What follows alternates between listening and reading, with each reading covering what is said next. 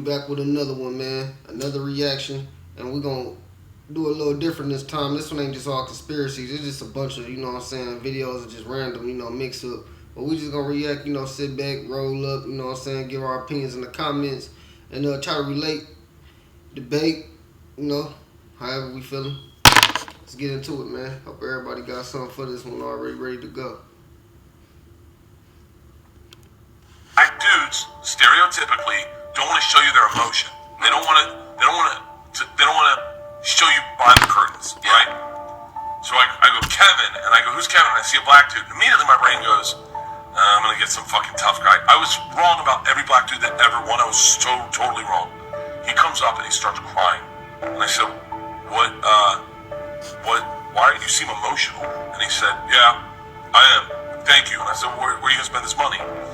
He goes, next week is my daughter's 13th birthday. I think Georgia was 13 at the time. And I said, oh, congratulations. He goes, I didn't have money to throw her a party. Now I get to be the dad she thinks I am.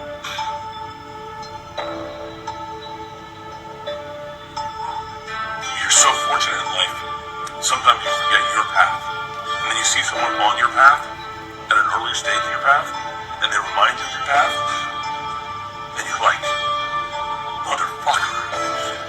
There's so many times they get to be the dad that they thought I was. So many fucking times.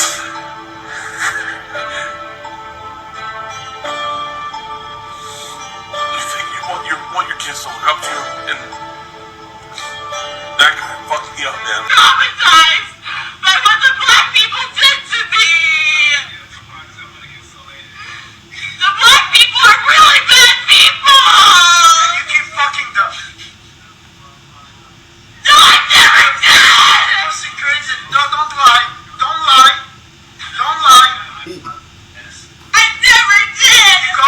Bro fed up. Like, look, he said you keep fucking. Let me look. This not the only time, shorty. Like, he caught you multiple times. This ain't one occasion. Like, this shit been going on. I told you that I fucked some black guy while I was thinking about you the entire time, and I told him that your dick was better than his. And I told him that I was with you and that you're a better lover than him. He ain't believing none of I that haven't shit. ever seen that person. He's making his peace with God. The hell with that. He makes his peace with me. I'm hearing confession tonight, you mother-whoring Irish nigger. Whose man are you? We speak English in this country. Reclassification. In 1988, Jesse Jackson convinced America's indigenous aboriginals to adopt the term African American from the term black. They continue to change the narrative today as I speak in 2025. We been here. I'm newbie one.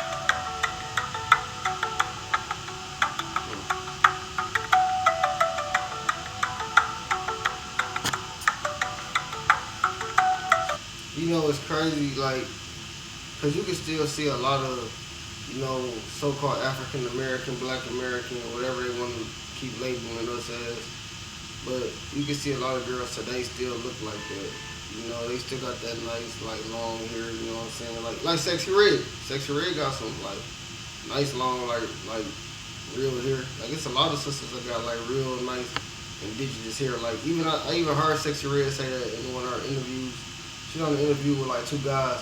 They was interviewing her saying she looked like she was from, like, an African tribe. She, like, where I'm from, in St. Louis, all our people tell us we Indian. Our grandmas all over tell us we Indian. So she like, I got Indian in me and stuff. They try to tell her, like, nah, you like you something else, but yeah.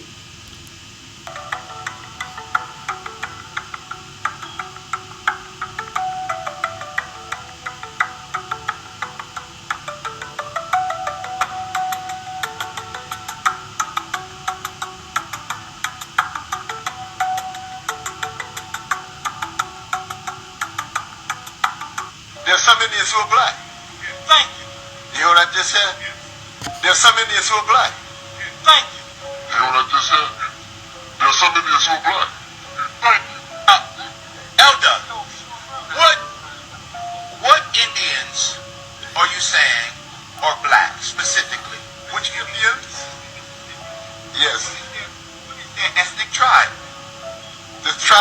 Mississippian.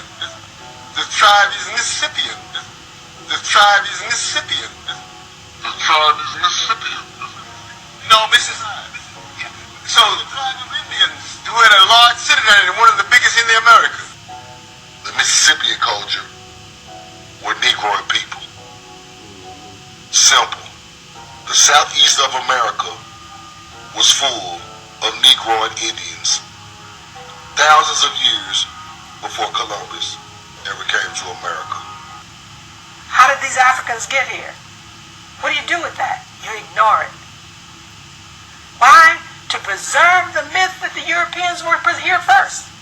What do you do with all of this written literature and history that says that Abubakar II of Mali sent 200 ships to the west? One came back and said they were afraid that the others disappeared. And then to have Balboa find this village that looks just like Mali, where he was, what do you do with this information? You ignore it.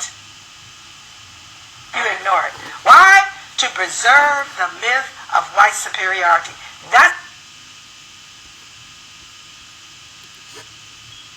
Hey man, everything she said is facts, cause she ain't the only one I heard say that. It's tons of videos and like all kinds of people exposing it. A lot of professors and colleges, you know, they gave talks like at like big colleges and stuff, and they all expose the same information. I just think people need to, I guess if you travel, you know what I'm saying? Like say if you go to like other countries and you go to their museums and you read like other voyagers' diaries and all that stuff and see what they got, you know, what they said and wrote down. If nobody ain't taking nothing out of it, you know what I'm saying? You probably see all this information that people are saying. But you know, in America, it's funny because like it's people in like England and stuff, and if you talk about like George Washington and like art, the history that we taught in like these McGraw textbooks, like I don't mean to like overlap, but it's like they don't know nothing about this. You know what I'm saying? I asked somebody, you know what I'm saying, from England about George Washington. They said, who was that? And I said, well, you know the guy that, you know, well, they came from England, but they didn't want to be part of England no more. So, you know, they went against the Redcoats and they came independent in 1776 and all that. They're like, what? So it's like nobody else country know about this. Only in America we is taught this. You know what I'm saying? So it's like, man, what the hell? So, hey. Thomas Edison was known for stealing people's inventions. He was known for taking the inventions of a few African-American inventors. Lewis Latimer, Granville T. Woods actually went to court with Thomas Edison, and Granville T. Woods actually won his case. Thomas Edison tried to bring Granville T. Woods to court on that invention. And I just saw a commercial for Mazda, I believe, cars, where they said, here's a man holding 1,000 patents. Well, 90% of them he stole. Black women to keep the black male in his place. And you're still aiding him by saying, well, we are qualified. I believe him on that one. Because a lot of patents and inventions about a lot of black people that they made was all either taken or like, yeah, basically taken, stolen, or some kind of finesse happened. It's like a wrench, you know, the wrench we use, you know, to like, you know, loosen up, you know, nugs and bolts. Same wrench you use to loosen up like the fire hydrant when you want the water to come out in the summertime so everybody can play on the block. Alright, so Jack Johnson, the first heavyweight champion, black heavyweight champion, he got locked up. And when he was in Kansas City prison, he was in Kansas. He was in prison in Kansas State. So while he was in prison, he invented, you know, the wrench. A white man bought it from him and called it a monkey wrench. So today, you know, we be like, hey, hand me the monkey wrench. You don't even know why you call it a monkey wrench. Well, a white dude bought it from Jack Johnson, which was a black man, and he decided to call it a monkey wrench because a black man invented it. On work, we can help. Okay, how are you going to reprogram men so that they don't let us take over what's supposed to be their responsibility? I don't think you have to reprogram men. I think you have to reprogram women. No, you have to reprogram the man so that he will forcefully take what belongs to him, because you know women, as long as we can get, we're going to get, and it's part of our being. We're going to do anything to you that you let us, whether we want to or not. You don't want to live on the level of income that I can afford you and love. Me, on the basis of that, you want to to always be aspiring to have all those things that's a part of the great middle-class white American society, and because I can't deliver these things to you, you say that you are not a man. I don't measure a man by how much money he can bring home. I measure a man by how he treats me. Whether when I'm tired and I'm sick and I'm scared. New York was already there for thousands of years. San Francisco was there for thousands of years. Los Angeles was there for thousands of years. They were built by the indigenous people who were black and Indians as well. The black people, they weren't brought over by slaves. They are the original owners of America. Black people, African Americans. They don't come from Africa. They were already here.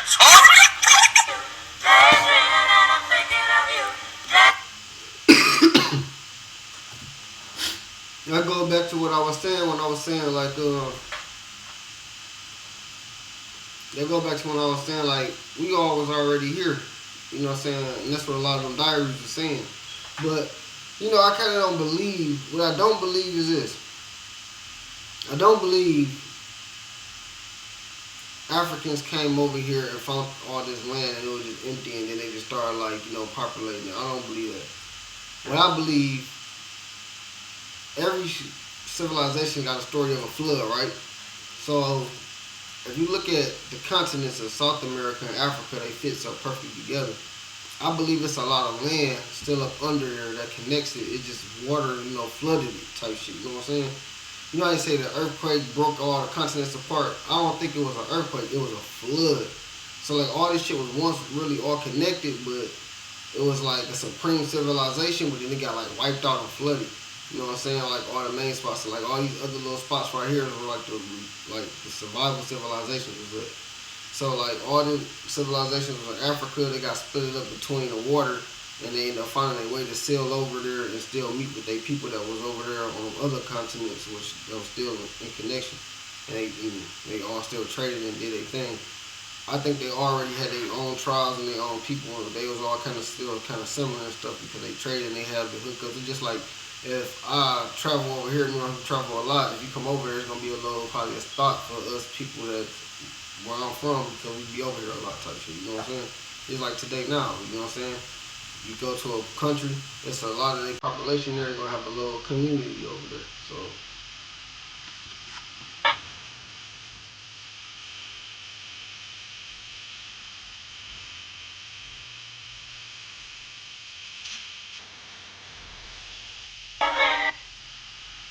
But America helped him.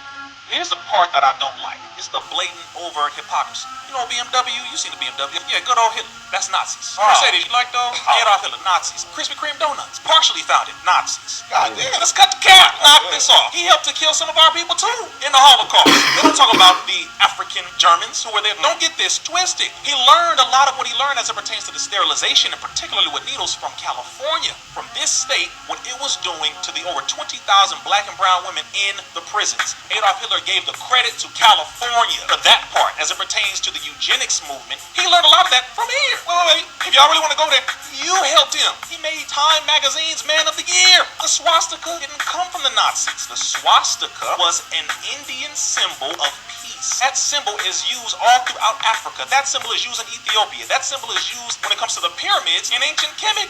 That symbol was used by our people for peace and tranquility and good faith and love and all these positive affirmations long before Adolf Hitler and the Nazis took it over and stole it. That symbol was used by the Navajo tribe here in Phoenix, Arizona, bro. In the 1940s, they had to remove it. Coca-Cola used to use a swastika. There's a swastika city in New York.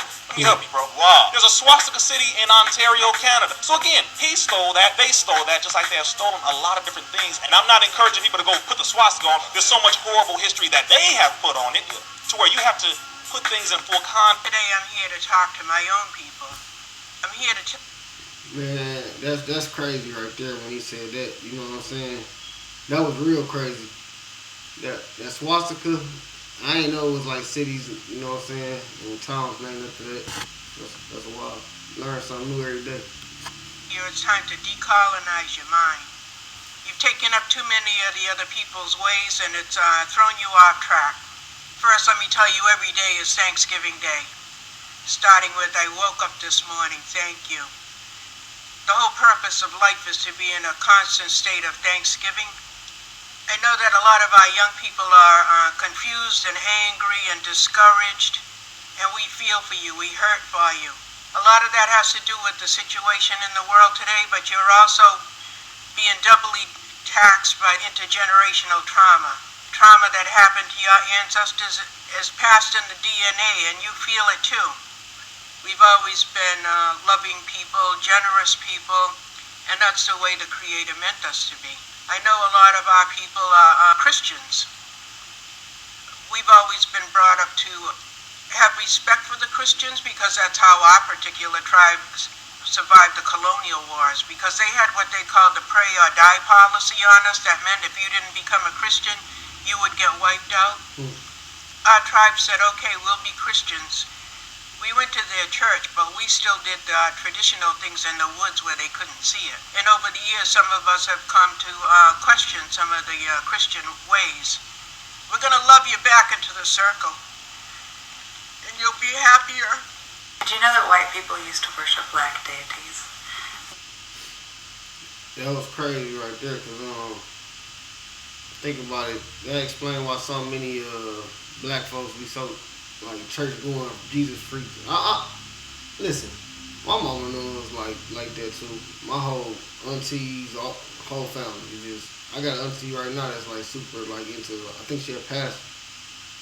But ever since I was a kid, bro, I don't know why. I can't tell you why. I'm not just making this shit up because I'm learning all this shit now.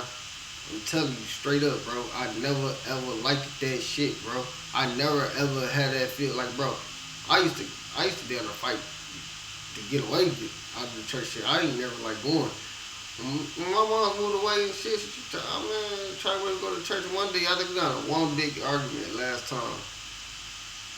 And I told her, I don't know, man. Like, I think I even cussed like God out. Like, not even God. Like, I just said, like, fuck, I was like, F Jesus type shit, all type of shit. Like, I ain't even doing the goof. Like, I just didn't have no attachment to that shit. So then, like, so I just wonder why I just never, like, cared for that shit. Like, I just never had, like, that shit never had no type of motherfucking feeling towards me at all. Like, I ain't give a fuck. People talked about that shit, it irritated me type shit, you feel me? So then, I grew up and I started learning all this shit, and I'm just like, damn, this is why. It's whatever spirit, my ancestors, whatever of this land, is strong in me, you feel me? And it is not fucking with this shit, my nigga, at all. Negroes were first worshipped in Greece and Rome. White masses bowed down to black deities. The rites of Apollo were founded by Delphos and his Negro mother Melinus, and the worship of Black Isis and Horus were popular in Rome and the Roman colonies as far north as Britain. It was actually, in ancient Rome, it was actually common for the Romans to make fun of their own gods, but to worship and respect Horus and Isis, which, by the way, Madonna and Jesus. But we'll get to that. I hear people say, get your money on, get your money on. I hate that. And that's your motivation? No, Mama, I just wanted to get better. And I think if you focus on being the best within yourself, all that stuff will come. If you do well, the money will come. That's what I know. You know what I mean? And quit focusing on the money. Right. Because it's not about the money. I never watch what somebody else does. It does not matter. Bernie Mac got to do his thing. So what did you think? What was your ultimate goal? What did you want to do? To be the best. To be the best. Within myself. I'm not in competition with anybody. I don't care what people say.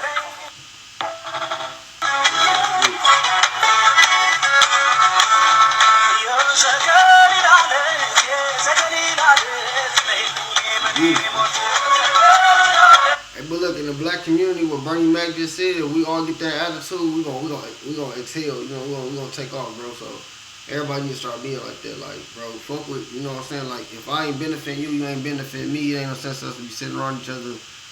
None of that plotting ass goofy shit. Like, nigga, let's get either we getting money or we ain't doing no building and stay away from each other.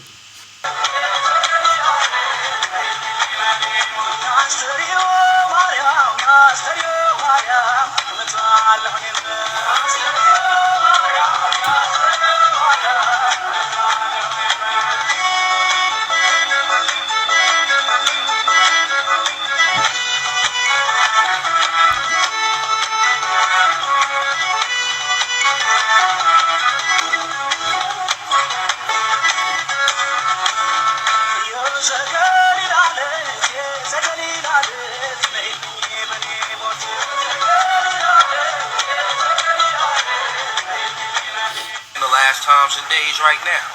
The Illuminati's in effect. See, the Illuminati ain't nothing but like it's going to be a second Great Depression out here in America.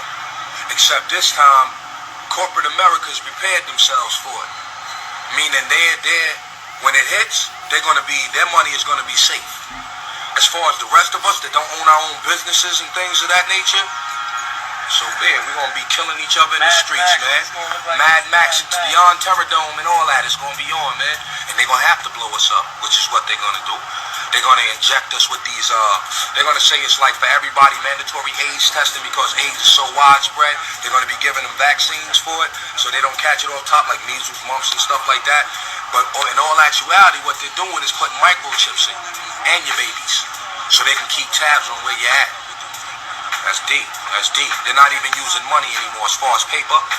It's going to be cards to show what status you are, how financially well off you are, or whatever. You know, what do you own, and it'll tell everything about you. Welfare, gone. They just going, funds for schooling, gone.